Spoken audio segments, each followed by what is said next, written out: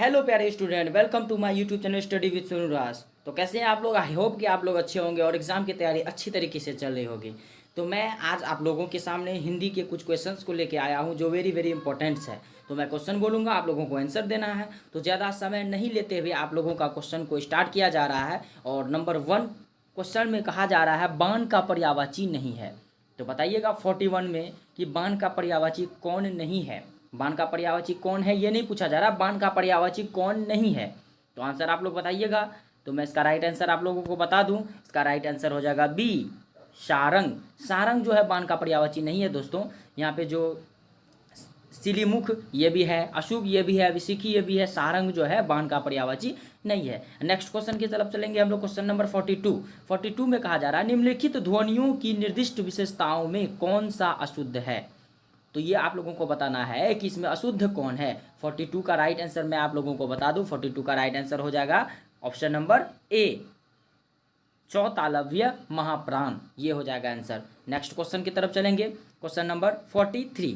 तो देखिएगा बच्चों, आप लोग आंसर अच्छा से दीजिएगा। 43 को हम लोग सॉल्व कर रहे हैं। दांत और जीभ के स्पर्श से बोले जाने वाले वर्ण को क्या कहते हैं।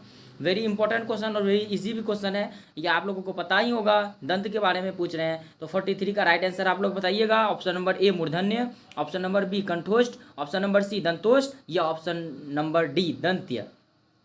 यदि आप लोग का आंसर ऑप्शन नंबर डी आ रहा हो तो देन आप लोगों का आंसर बिल्कुल सही है, दंत हो जाएगा। इसका राइट आंसर क्या हो जाएगा? दंत हो जाएगा।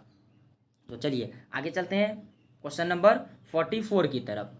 तो 44 में देखिए क्या बोला रहा है, मनोहर जीवन भर पूरा सुख भोगता रहा, इसमें कौन सा विशेषण है। तो बच्चों इसमें विशेषण पूछ रहा है, आप लोगों को बताना है इसमें विशेषण कौन है।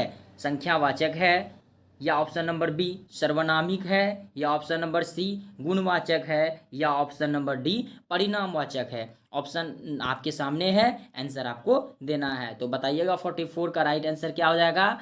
यदि आप लोगों का आंसर ऑप्शन नंबर डी आ रहा है परिणामवाचक, तो इसका आंसर सही है। तो 45 नंबर में क्या बोला जा रहा है, वह बहुत अच्छा लड़का है, वाक्य में वह कौन सा सर्वनाम है।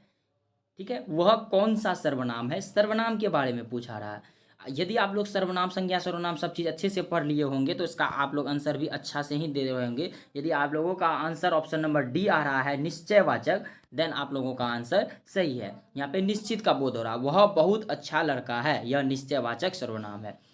चलिए आगे चलेंगे हम लोग। आगे क्या बोला जा रहा है, अयोगवाह। अयोगवाह क्या है, ठीक है, अयोगवाह कहा जाता है। तो बताइएगा अयोगवाह किसको कहा जाता है। ऑप्शन नंबर ए अल्प प्राण को, ऑप्शन नंबर बी संयुक्त व्यंजन को, ऑप्शन नंबर सी महाप्राण को, या ऑप्शन नंबर डी विसर्ग को।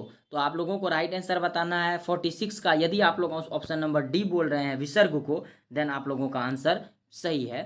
अयोगवाह कहा जाता है विसर्ग को। ठीक है, चलिए आगे की तरफ चलेंगे। Question number 47। देखिए बच्चों 47 में है निम्न में भाववाच्य का उदाहरण है। भाववाच्य का कौन सा उदाहरण है। 47 का आप लोगों को आंसर बताना है।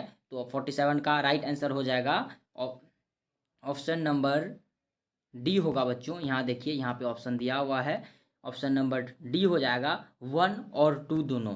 ठीक है, क्या हो जाएगा इसका आंसर, 1 और 2 दोनों। तो देख लीजिए 1 और 2, 1 में क्या है, उसमें बैठा नहीं जाता, राम से खाया नहीं जाता, यह दोनों हो जाएगा। चलिए आगे चलते हैं। क्वेश्चन नंबर 48 हमारे सामने आ चुका है। आप लोगों को बताना निम्नलिखित में से कौन सा शब्द एक वचन तथा बहुवचन दोनों में प्रयोग हो सकता है। एक वचन और बहुवचन दोनों में प्रयोग हो सकता है, कौन सा हो सकता है। ऑप्शन नंबर ए मुनि, ऑप्शन नंबर बी बेटा, ऑप्शन नंबर सी लड़का, या ऑप्शन नंबर डी बालिका।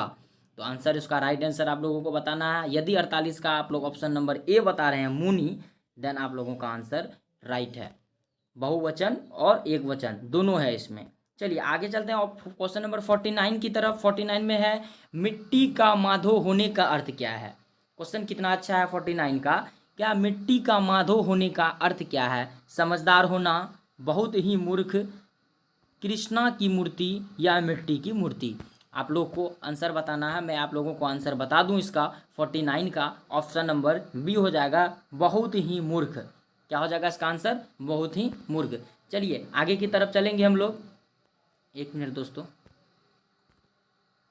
तो चलिए, सब चीज़ सही हो चुका है। हम लोग क्वेश्चन नंबर 49 की तरफ चलेंगे। 49 में पूछा जा रहा है मिट्टी का मादो होने का अर्थ क्या है। आप लोग इसका आंसर शायद बता दिए हैं, बी, बहुत ही मूर्ख। चलिए ऑप्शन क्वेश्चन नंबर 50 की तरफ चलते हैं। निम्नलिखित शब्दों में किसमें उपसर्ग का निर्देश अशुद्ध है। तो किसमें उपसर्ग का अशुद्ध है बताइएगा। यदि आप लोग ऑप्शन नंबर ए बता रहे हैं, निव प्लस अजित बराबर निबज्जित, तो आप लोगों का आंसर बिल्कुल सही है। चलिए आगे की तरफ जाएंगे। Question number 51। तो बच्चों क्वेश्चन नंबर 51 में है किस शब्द में तत्पुरुष समास है। आप लोग समास को अच्छी तरह से पढ़ चुके हैं, आप लोगों को पता होगा कि तत्पुरुष समास किस में है। ऑप्शन नंबर ए दौड़ धूप, ऑप्शन नंबर बी त्रिभुवन, ऑप्शन नंबर सी पीताम्बर, या ऑप्शन नंबर डी मधुमक्खी।